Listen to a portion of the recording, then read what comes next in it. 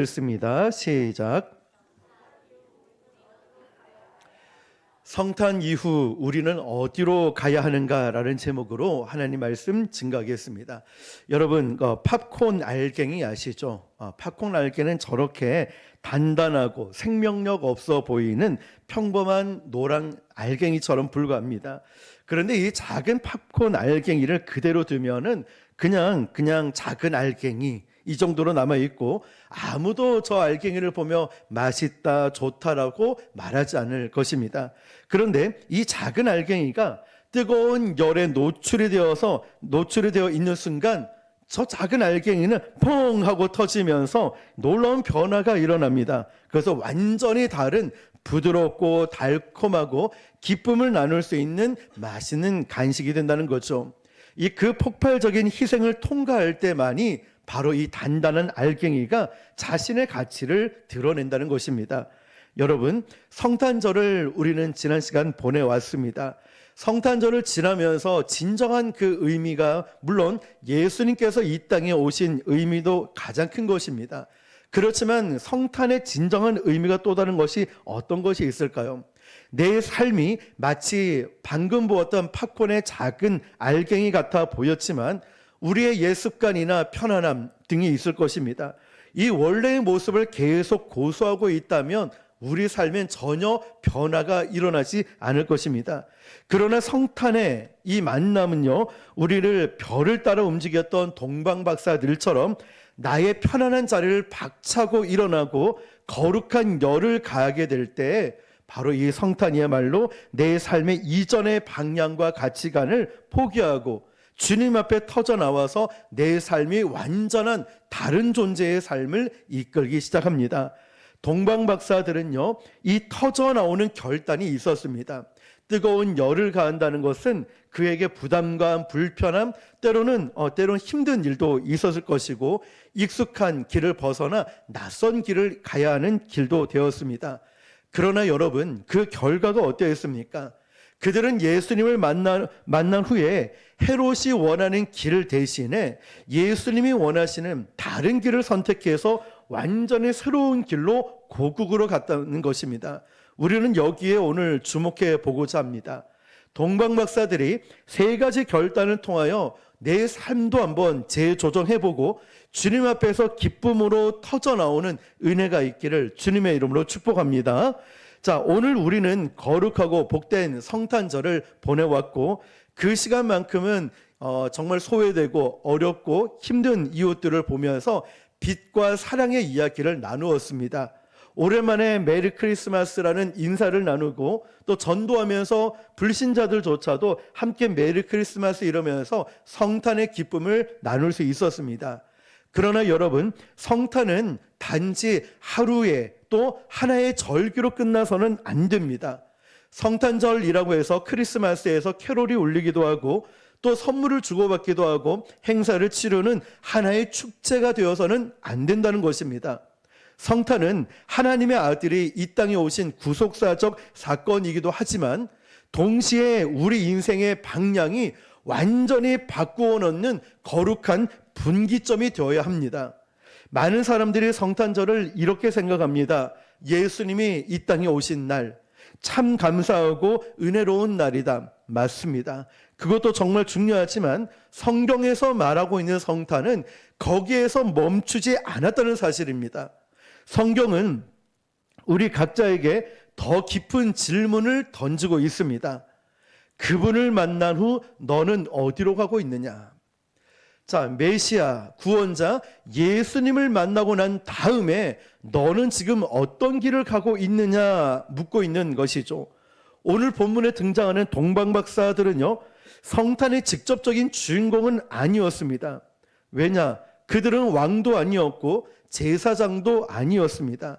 하지만 동방박사는요, 성탄을 가장 분명하게 삶으로 응답한 사람들이었습니다. 삶으로 응답했다는 것이죠. 내 삶으로 반응했다는 뜻입니다. 그들은 익숙했던 곳을 떠나와서 삶의 여행을 떠났고 또 아기 예수님을 보자마자 경배를 드렸고 그는 똑같은 길로 돌아간 것이 아니라 새로운 길을 돌아감을 통하여서 성탄의 참된 의미가 무엇인지를 분명하게 보여줬습니다. 오늘 이제 우리는 동방박사들의 세 가지 결단을 통하여 저와 여러분의 삶의 방향을 재조정하는 은혜가 있기를 축복합니다. 첫 번째는 그들은 화면을 보시면 무엇을 보고 길을 떠났죠? 별을 보고 떠났습니다. 마태복음 2장 2절을 보면 동방박사들은 당시 종교 지도자 앞에 서서 이렇게 얘기합니다. 화면을 보시면 자, 유대인 왕으로 나신 이가 어디 계시냐? 우리가 동방에서 그의 별을 보고 그에게 경배하러 왔노라 하니. 아멘. 여러분, 동방박사들은 유대인이 아니었습니다. 성경 지식이 풍부한 종교인도 아니었습니다. 그들은 당시에 천문학자 또는 점성가였을 거라고 추정을 하고 있습니다. 그러나 이 동방박사들은 하늘에 나타난 높이 떠 있는 이 특별한 별을 보고 그 별의 메시지에 응답하여 길을 떠난 사람들입니다. 여기서 우리는 동방박사들의 큰 믿음과 큰 결단을 보게 됩니다. 그들은 그저 밤하늘의 큰 별을 보고 특별하게 보인다라는 이 별을 보고 야, 특별하네, 멋진 별이구나 관찰하는 데서 멈추지 않았다는 것입니다. 도대체 저 별이 왜 빛나고 있을까? 그 메시지를 해석을 냈고 해석을 따라서 자신의 삶을 변화시키는 움직이는 결단을 했다는 것입니다. 여러분, 우리는 별을 정확하게 이 역할을 이해할 필요가 있습니다. 별은 마치 오늘날의 GPS처럼 그들을 대신해서 베들레헴으로 오지 않았습니다. 그리고 별은 밤새도록 그들을 목적지까지 태워주지도 않았습니다. 별은 단지 그 하늘에서 방향과 목적을 가르쳐 주었을 뿐입니다. 잘 기억하십시오. 그러므로 성경이 말하는 믿음이 무엇이냐면 믿음은 별을 바라봐라 보는 데서 그치지 않았고 그 별을 보고 움직이는 것이 믿음이라고 말씀합니다. 다시 말해서 오늘 우리가 지난 성탄절을 맞이했고 주님의 탄생에 대해서 수많은 메시지를 들었습니다. 아름다운 찬양도 들었고요. 감동적인 설교를 들었고 주님의 은혜에 감격도 했습니다. 그러나 성탄의 믿음은 그저 감동했다, 은혜 받았다, 좋았다 라고 그치는 것이 아니라는 사실이죠. 감동은 감정에 머무는 것이지만 믿음은 우리의 삶을 박차고 이동하는 것을 의미합니다. 그래서 믿음은 동사입니다. 행함이 없는 믿음은 죽은 믿음이라고 했죠. 바로 이 믿음, 동방박사들은 별을 보고 이동하는, 움직이는 반응이 있었습니다. 주님의 탄생을 소식 들은 후에도 여전히 우리의 삶은 어떨까요? 여전히 나의 삶은 그 습관의 자리에, 죄의 자리에 머물러 있습니다. 한 발짝도 움직이지 않아요. 우리는 성탄절을 맞이하면서 예수님이 이 땅에 오셔서 감사합니다. 하나의 절기로, 행사로 느껴질 뿐 내 삶은 1도 바뀌지 않는 경우가 있습니다. 여러분, 그것은 참된 성탄의 의미를 알지 못한 것이죠. 성탄은 언제나 우리에게 일어나라, 움직이라고 명령하고 있습니다. 한 별을 보았다면, 예수님을 내가 만났다면 움직여야 됩니다. 헌신의 자리, 믿음의 자리, 기도의 자리, 순종의 자리, 예배의 자리, 말씀의 자리로 움직이라고 명령하고 있습니다. 두 번째로 우리가 볼 것은 같은 소식을 듣고도 길이 달랐습니다. 동방박사들은 여정 중에 흥미로운 역설을 발견하게 되는데요. 그들은 예루살렘에 도착했을 때 그들은 메시아 탄생 소식을 들었습니다. 이 소식은 곧바로 헤롯 왕에게로 전달이 되었고 헤롯 왕은 대제사장들과 서기관들을 모아서 메시아가 어디에서 태어날지를 물었습니다. 그들은요, 즉시 미가 선지자의 예언을 인용해서 정확하게 이야기를 했습니다. 유대 땅 베들레헴에서 태어날 것입니다. 메시아가 유대 땅 베들레헴에서 태어날 것입니다 라고 이야기를 했어요. 근데 잘 보십시오. 그들은 메시아가 언제 어디에서 오실지를 정확하게 알고 있었습니다. 그들은 성경에 정통했고 예언적 지식도 가지고 있었습니다. 그러나 성경은 이어지는 장면에서 이렇게 기록을 합니다. 그 누구도 베들레헴으로 가지 않았다. 알고 있었습니다. 성경을 알고 있었다고요. 예언적 지식도 있었습니다. 그러나 아무도 베들레헴으로 이동하지 않았습니다. 아무도 메시아에게 경배하러 가지 않았다는 사실인 거예요. 가장 중요한 정보를 가진 사람들은 가장 중요한 자리에 움직이지 않았다는 거예요. 여러분, 그들은 지식이 분명히 있었지만 그들에게 발걸음이 없었습니다. 나에게도 지식이 있는데, 기도 이렇게 하는 거, 말씀, 성경 알아. 봉사하는 거 알아. 전도해야 되는 거 알아요. 그러나 전혀 발걸음이 없는 우리의 모습이 있지는 않습니까? 메시아에 대한 정보는 있었지만 메시아를 만나기 위한 결단이 없었다는 것입니다. 오늘날 우리 교회 안에도 이 예루살렘 사람들의 모습이 너무나 익숙하지 않습니까? 나도 예수님을 알고 나도 복음에 대해서 들었고 나도 성경 말씀은 어느 정도 알아. 그렇지만 내가 수십 년 동안 교회 봉사하고 지식도 풍부한데 그러나 나의 삶의 방향은 이전과 크게 달라지지 않은 신앙생활을 계속하고 있지는 않습니까? 조금 더 달라지지 않은, 조금 더 변하지 않는 나의 모습이 있지 않을까요? 지식은 머리에 가득 차 있지만 여전히 세상과 타협을 하고 죄악의 길에서 벗어나지 못한 모습들. 그러므로 성탄은요, 단순히 예수님이 이 땅에 오셨다라는 사실, 머릿속으로 아는 지식의 날이 아닙니다. 성탄의 진정한 의미는 그 예수님이 이 땅에 오신 것을 알고 보고 믿었다면 이전의 나의 삶을 버리고 나는 다른 길을 가야 됩니다. 바로 삶의 방향을 결정하는 결단의 날이 성탄절이죠. 동방 박사들이 지리적인 베들레헴으로 나아갔듯이 우리는 성탄절을 통하여서 삶의 방향이 이제는 내 중심이 아니라 예수님 중심으로 가야 됩니다. 다시 초점을 잡아야 됩니다. 군에서도 우리가 총을 쏠 때 제일 먼저 하는 것 중 하나가 초점을 맞추는 겁니다. 초점, 0점이라고 하는데 이 초점을 맞추지 않으면 아무리 내가 총알을 많이 쏜다 해도 목표물을 명중시킬 수가 없는 거예요. 우리의 신앙도 내가 아무리 열심히 달려와도 수십 년 교회를 다니고 와도 진정한 본질을 놓쳐버린다면 우리는 0점을 맞추지 못하고 제대로 신앙생활한 것이 아니라는 거예요. 지식적으로는 구원 얻을 수 없습니다. 결단하고 움직이는 믿음이 우리에게 필요한 것이죠. 세 번째로는 그들은 예수님 앞에 엎드렸습니다. 동방 박사들의 마침내 아기 예수님을 만났을 때 그들의 반응은 신앙의 핵심을 보여줍니다. 마태복음 2장 11절 화면 보시면 집에 들어가 아기와 그의 어머니 마리아가 함께 있는 것을 보고 엎드려 아기께 경배하고 보배합을 열어 황금과 유황과 모략을 예물로 드리니라. 아멘. 이 장면이 중요합니다. 왜 중요하냐면 예수님은 아직 아무 말씀도 하시지 않았습니다. 병든 자를 고친 것도 아니고 기적을 행한 것도 아니고 오병이어처럼 놀라운 역사도 일으킨 것도 아니고 산상수훈 같은 위대한 가르침도 시작하지 않으셨습니다.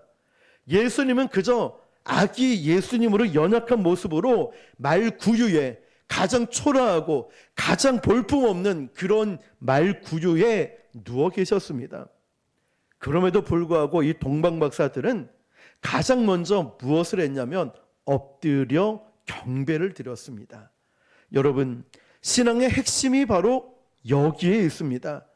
내가 원하는 모습이 아니고 내가 원하는 능력을 가진 예수님의 모습이 아니라 할지라도 하나님께서 보내신 가장 연약한 모습의 예수님이라는 존재 앞에 엎드려 경배한 것이죠.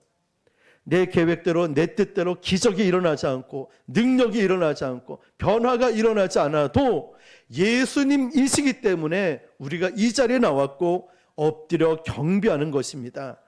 그들은 이어서 황금, 모략, 유황을 드렸습니다. 여러분, 그들의 선물은요, 그들은 귀한 예물은요, 왕권을 상징하는 거고 신성을 상징하는 것이고 그리고 앞으로 있을 순환을 상징하는 것입니다. 그들의 선물은요, 단순히 값비싼 물건이 아니라 아기 예수 그리스도께 드리는 자신의 전 인생의 고백이었습니다. 하지만 성경은 선물을 기록하기 전에 황금, 모략, 유황을 기록하기 전에 뭐라고 써 있냐면은 앞에 단어를 보니까 엎드려 경배라고 기록되어 있어요. 엎드렸다고 기록합니다.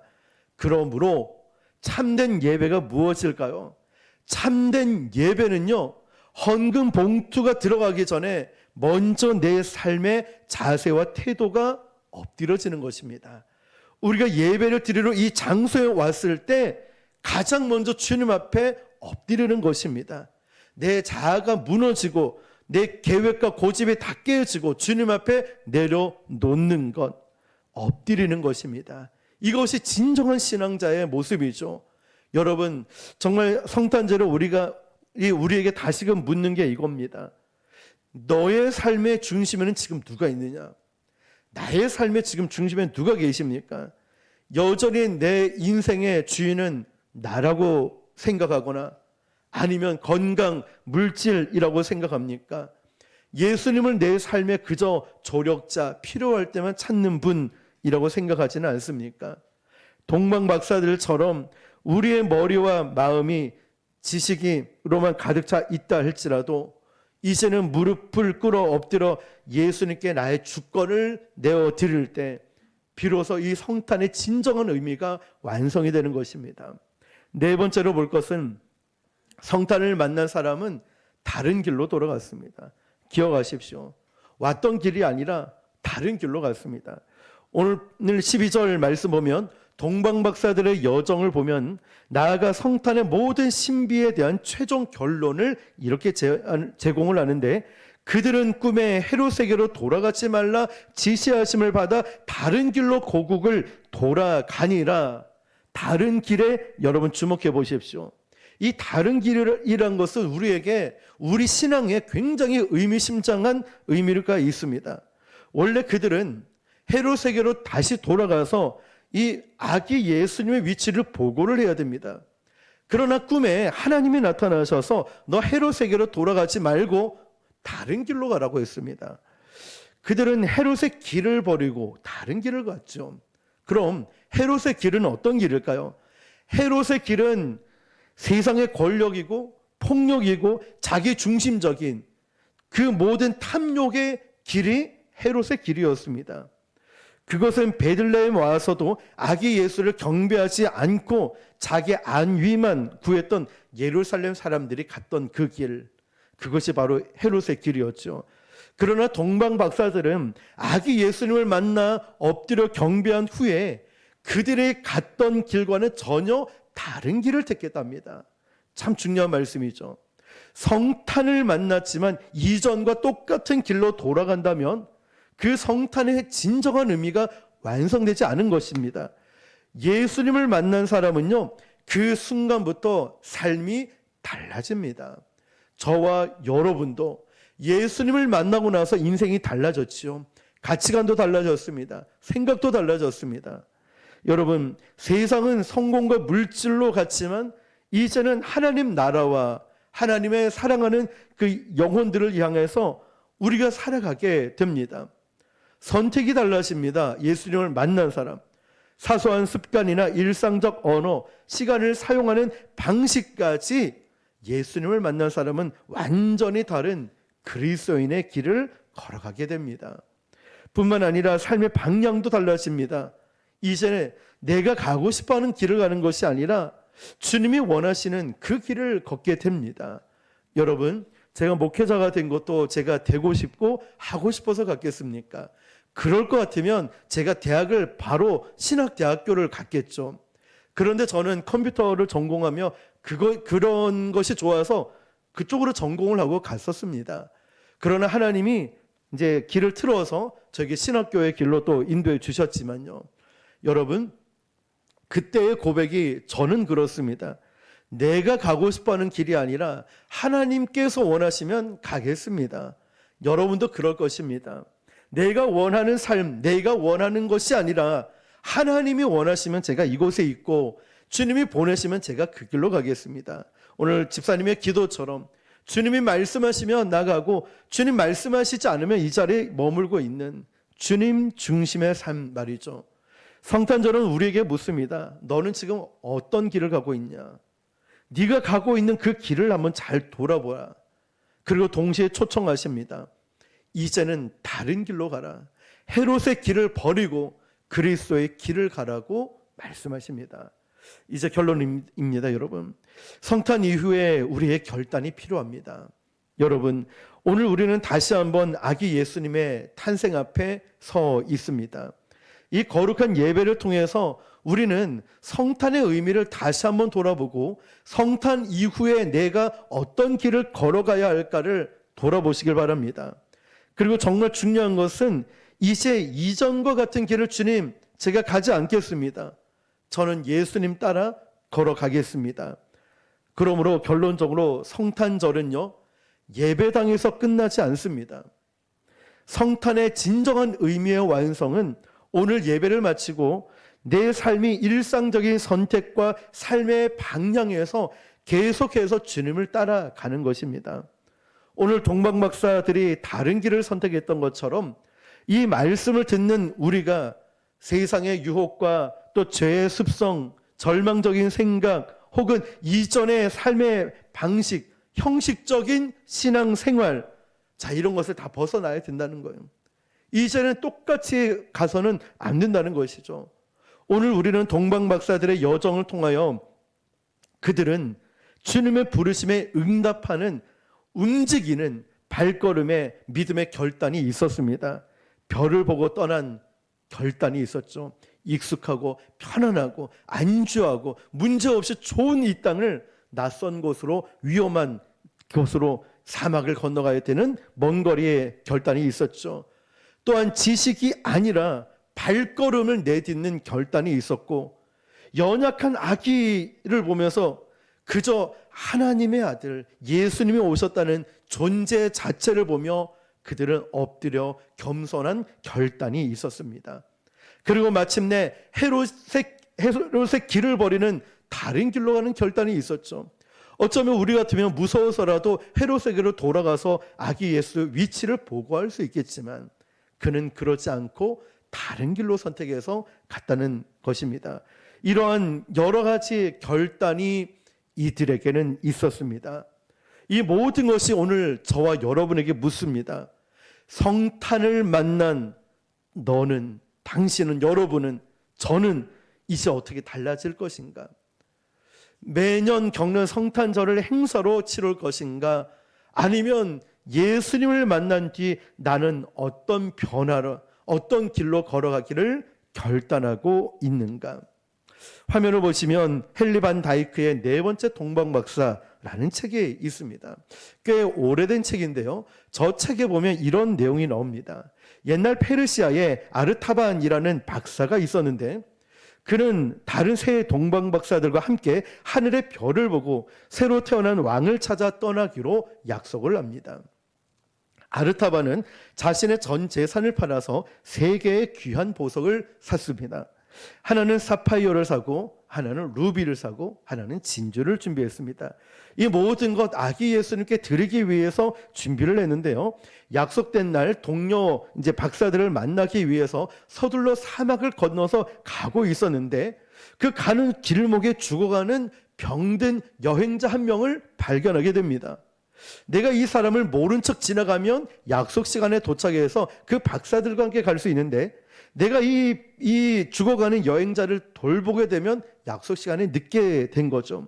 하지만 아르타반은 멈춰 서서 그를 돌보아 주었습니다. 결국 그가 갖고 있는 보석 하나를 팔아서 치료비 전액을 대주고 약값까지 대주었죠. 결국 그는 동료를 만나지 못하게 되었습니다. 홀로 베들레헴에 도착한 아르타반은 노예가 된 소년을 보면서 야, 저 소년을 그냥 두면 안 되겠구나 해서 갖고 있던 루비를 팔아서 억압받는 자를 돕기 위해서 다 쓰게 된 거죠.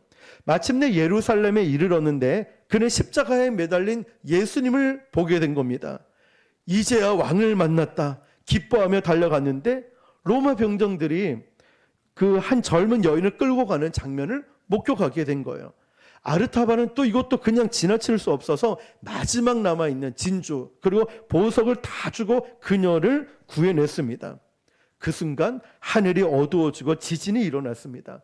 무너진 건물더미에 깔린 아르타바는 죽어가면서 한탄하면서 이렇게 외쳤습니다. 주님, 나는 평생 당신을 위해 이 헌신하고 또 당신을 찾았는데 한 번도 뵙지 못했습니다. 나는 당신께 드릴 보물도 준비해 왔는데 다 써버리고 빈손으로 제가 주님 앞에 왔습니다. 그때 부드러운 음성이 들려왔습니다. 아르타바나, 네가 굶주린 자에게 먹을 것을 주었을 때, 목마른 자에게 마실 것을 주고 병든 자에게 돌보고 억압받는 자를 구원했을 때 그것이 바로 나에게 한 것이니라. 네가 지극히 작은 자 하나에게 한 것이 곧 내게 한 것이니라.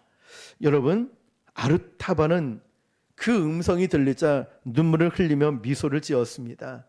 그는 왕을 만났고 그의 모든 예물은 받아줬고 그는 진정 다른 길을 걸어온 사람이었다는 것입니다. 사랑하는 성도 여러분, 아르타반처럼 진정한 성탄의 만남은 교회 안에서 예배당 안에서 끝나는 게 아닙니다. 저도 여러분도 그렇게 생각할 때가 있죠. 아, 성탄절 끝났으니까 이제 우리 마음대로 또 살아가자. 그러나 성탄 이후에 걸어가야 할 어떤 길을 가야 될까요? 나의 일상에서 약한 자가 있죠. 사랑을 실천해야 될 대상이 있죠.